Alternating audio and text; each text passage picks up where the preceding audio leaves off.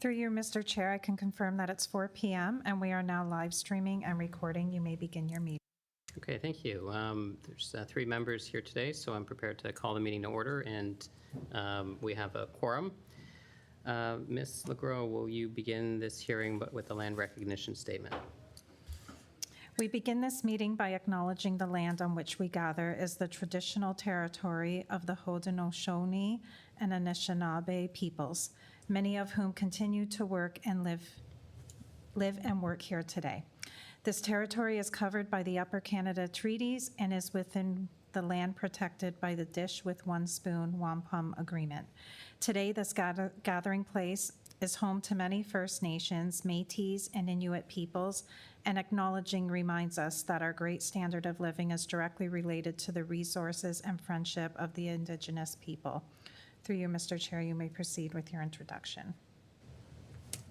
Thank you for that. Yes, we have 3 members of the committee here today. We have Mr. Colin McCann, Brenda Stan, and myself, Isaiah Bannock. This is a hybrid hearing of the Committee of Adjustment for the Town of Pelham. Everyone present and viewing at home via live stream will be given an opportunity to comment on the applications being heard. Agencies commenting on applications may request that certain conditions be imposed should an application be approved. Voicing objections to these conditions will not adversely affect the committee's decision. The purpose of the application relative correspondence will be heard, following which the applicant will be given the opportunity to address the application. During the public portion of each application, we will hear from anyone wishing to submit verbal comments or submit a written comment via email to clerks@pelham.ca. Comments received following the public portion will not be considered. At the conclusion of the discussion, the committee will render a decision and advise of any applicable conditions. Specific wording for conditions may be determined by the committee following the hearing. Copies of decisions will be mailed to the applicant or agent and members of the public that have submitted comments. Notices of decision can also be obtained by request to the Secretary-Treasurer. Committee members are asked to raise your hand if you would like to speak and vote. Applicants, agents, and attendees are advised that they're free to leave the webinar once a decision has been made on their application. Okay, we'll move to the agenda. Is there a motion to approve the agenda? I move this agenda be approved. And I second the motion. Thank you. Okay, we'll move to pecuniary interest. Do any members of this panel have a pecuniary interest in accordance with the Municipal Conflict of Interest Act in any of the applications to be considered at this meeting? I have no conflicts. I have none. And none from me as well. Okay, any requests for withdrawal or adjournment today? Through you, Mr. Chair, there's not been any requests for withdrawal or adjournment. Okay, very good. So we will move to the first application. I understand we're hearing all the applications as a together today.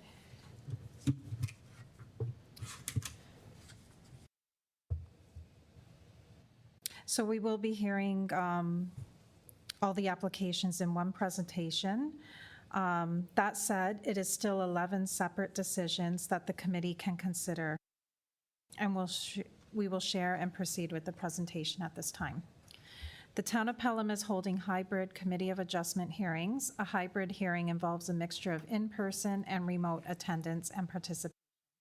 The following presentations are based upon the Town of Pelham's Planning Department report and analysis. Please note, no decisions have been made prior to this public hearing. All comments received from commenting agencies and the public have been forwarded in full to the Committee of Adjustment members for their consideration and will appear summarized on the slides to follow. Decorum. The Committee of Adjustment is a formal public hearing requiring decorum, meaning all comments are to be made through the chair. If you have pre-registered to speak virtually or are participating in person, you will be given an opportunity to address the committee at the public portion of the meeting. If someone ahead of you has made the same comments that you wish to make, there is no need to repeat the same. Please keep all comments concise. If you are live streaming and wish to submit a comment live, please email clerks@pelham.ca. Comments must be received during the public portion of the meeting, otherwise they will not be considered. Inappropriate comments will not be tolerated. Please note, if decorum is lost, the meeting may be recessed and all persons will be asked to leave. So files A20 through to A30, 2024, excerpts from the planning report include: the subject properties are located west of Hay Street, lying north of Welland Road, in the development known as Emerald Trail. The subject property is located on a portion of the former Pelham Arena lands west of the town-owned park. The applications seek relief from the max lot coverage provisions as such. File A20, 57.32%. File A21, 53.41%. File A22, 53.4%. File A23, 57.32%. File A24, 53.01%. File A25, 53.4%. File A26, 57.32%. File A27, 52.99%. File A28, 56.43%. File A29, 56.47%. And File A30, 52.40%. To date, the following comments have been received. Building Division, C condition. Public Works, C conditions. Please be advised that no sidewalk walkways that impede side yard swells shall be permitted. One public comment has been received, summarized as follows. A resident from a neighboring property phoned the Secretary Treasurer on August 6, 2024, to advise that she has no objection to the proposal. Minor variance test 1. Is the variance minor in nature? Yes. The increased coverage will not significantly alter the built environment or impact neighboring properties. The increased coverage will maintain a generous portion of the lots as open space, ensuring the property's character remains consistent with the surrounding area. Test 2, is the variance desirable for the development or use of land? Yes. The proposal will permit design flexibility while maintaining adequate amenity area. The proposal is compatible with surrounding land uses as dwellings of similar scale exist in the surrounding area. Test 3, does the variance maintain the general intent and purpose of the zoning bylaw? Yes. The proposed increase will maintain the scale and character of the surrounding area. The lot will provide ample open space for landscaping and drainage. The increase in lot coverage is not anticipated to limit or detract from the provision of outdoor amenity area and open space. Test 4, does the variance maintain the general intent and purpose of the official plan? Yes. The current designation allows development of residential uses and accessory structures. The variance will facilitate an appropriate development and does not conflict with any policies subject to fulfillment of the proposed conditions of approval, including a revised stormwater management report. Based on the analysis, staff is of the opinion the variance is minor in nature, conforms to the general policies and intent of both the official plan and zoning bylaw, and is appropriate for the development and use of the land. Planning staff recommend that applications number A20 through to and including A30, 2024, be approved subject to the following conditions: that all necessary building permits be acquired prior to construction commencing to the satisfaction of the chief building official. That revised stormwater management report indicating revised calculations with respect to the surface runoff due to increase impervious surfaces be provided to the satisfaction of the Director of Public Works. That a comprehensive lot grading and drainage plan be provided demonstrating overland flow routes, identifying swells and roof leader discharge locations, and showing neither parcel relies on the other for drainage, to the satisfaction of the Director of Public Works. No sidewalk walkways that impede side yard swells shall be permitted.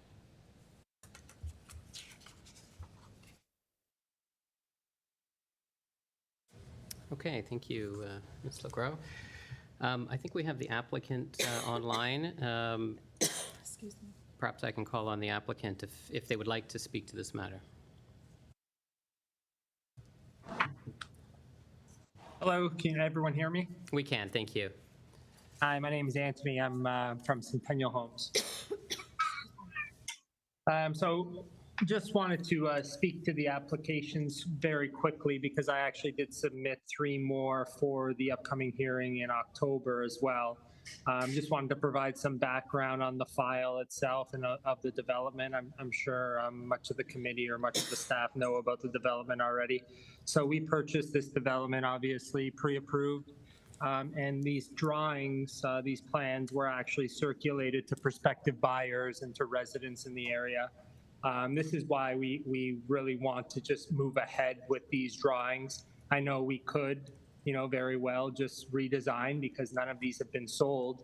However, I think the design that has been put forward kind of speaks to the area, speaks to what the residents in the area want, ultimately speaks to what's likely going to sell better as well.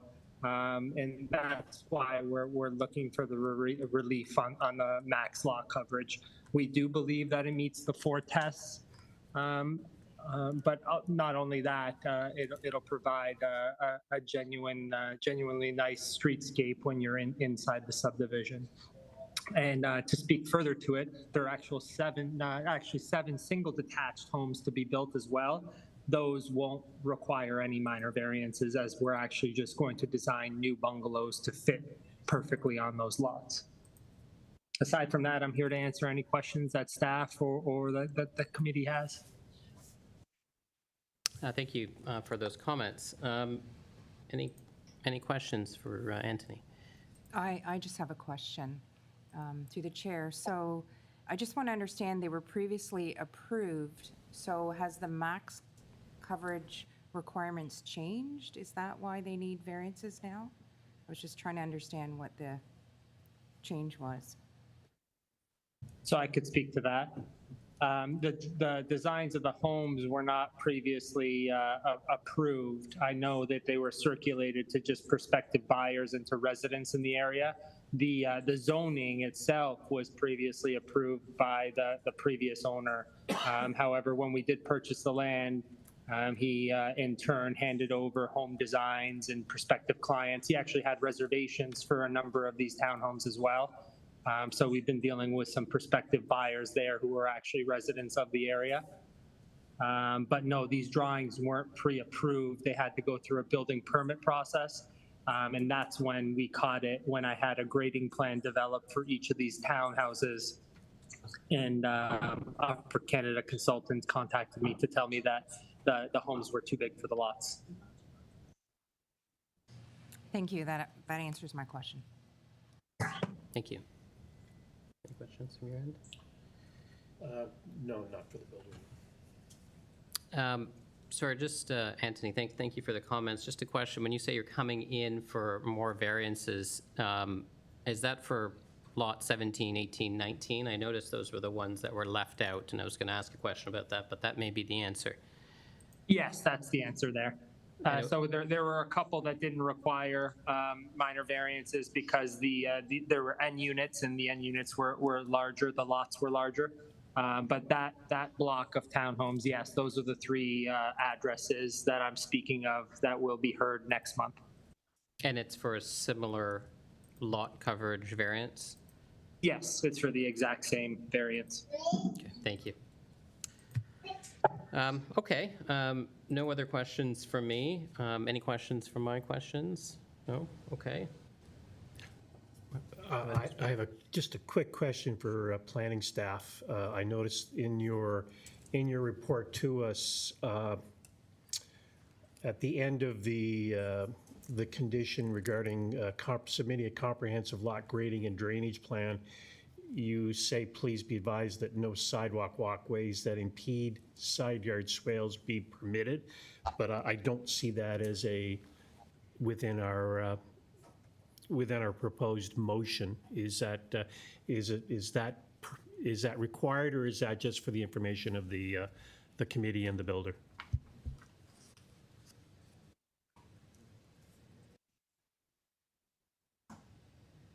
Through you, Mr. Chair, through the committee member, the comment with regards to the side yard walkways is for the past years that we've been dealing with a lot of developments, we've noticed that a lot of developers are putting side yard walkways in the swales. So that could impede and that could potentially have like drainage issues in the lot. So it's just basically a comment and just like a reminder that, you know, those side yard walkways are going to be built in swale.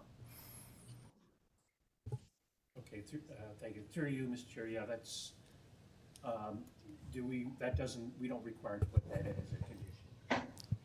Sorry if I made that was an administrative oversight on my end. It is included in the language within the condition on the draft notice of decision. I think I just left it off of the remaining documents by accident, so it is included.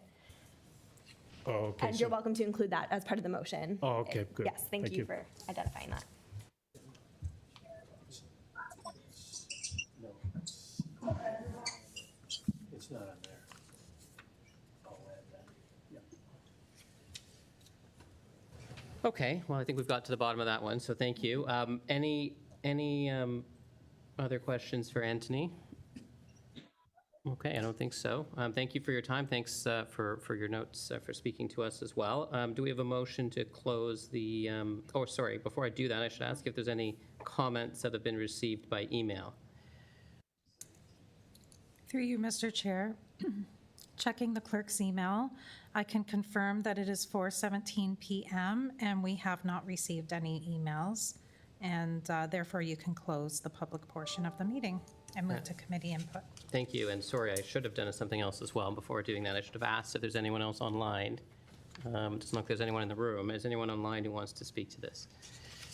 No. Okay. There's I'm none. seeing shaking head no. All right. Then I think we're ready to close. We have a motion for that. Motion to close the public meeting? Seconded? Okay, very good. So that is closed. Any questions, comments, anything to speak to?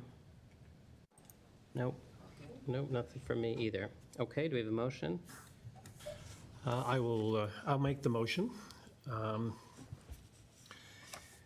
With regards to the applications for minor variance, file numbers A2024P, lot coverage 57.32, A21-2024P, max lot coverage 53.41, A22-2024, max lot coverage of 53.4, A23-2024, max lot coverage 57.32, A24-2024P, max lot coverage 53.01, A25-2024, max lot coverage 53.4, A26-2024, max lot coverage 57.32, A27-2024, max lot coverage of 52.99, A28-2024, max lot coverage 56.43,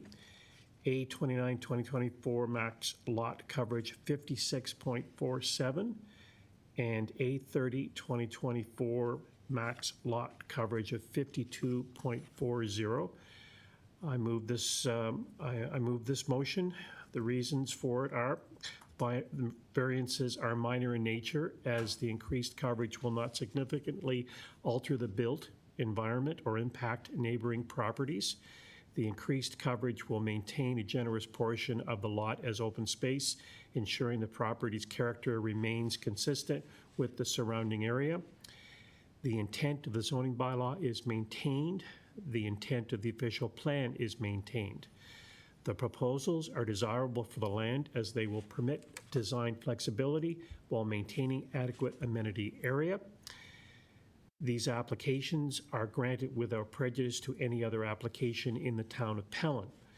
In making this motion, the committee considered the written and oral comments and agrees with the minor variance report analysis and recommendation that this application meets the Planning Act tests for minor variance. Conditions attached to this motion. Number 1, obtain necessary building permits. Number 2, submit a revised stormwater management report indicating revised calculations with respect to surface runoff due to increased impervious surfaces. Number 3, submit a comprehensive lot grading and drainage plan to demonstrate overland flow routes, identify swales, and roof leader discharge locations showing neither parcel relies on the other for drainage. And please be advised that no sidewalk walkways that impede side yard swales shall be permitted. And I second that motion. Okay, that is carried. So those variances have been granted. And I think that's then the end of the agenda. We don't have any minutes for approval, do we? No minutes today? No? Okay. Motion to adjourn the meeting. Motion to adjourn the meeting. Seconded. Thank you.